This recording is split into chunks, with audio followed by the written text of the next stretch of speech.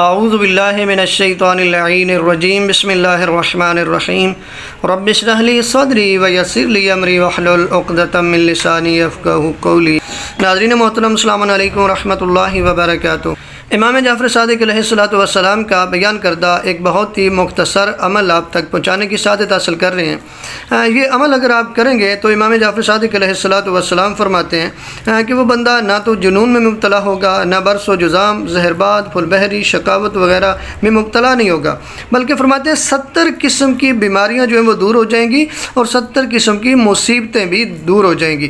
عمل بھی بہت ہی مختصر ہے۔ فرماتے ہیں کہ جو شخص نماز مغرب کے بعد 7 مرتبہ پڑھتا ہے بسم اللہ الرحمن الرحیم لا حول ولا قوت الا باللہ العلی العظیم۔ اب دیکھیں کتنا آسان سا عمل ہے کہ جو اکثر ہمارے بچوں کو بھی یاد ہوتا ہے۔ یہ ہم نماز مغرب کے بعد 7 مرتبہ ہر روز پڑھیں، بسم اللہ الرحمن الرحیم لا حول ولا قوت الا باللہ العلی العظیم۔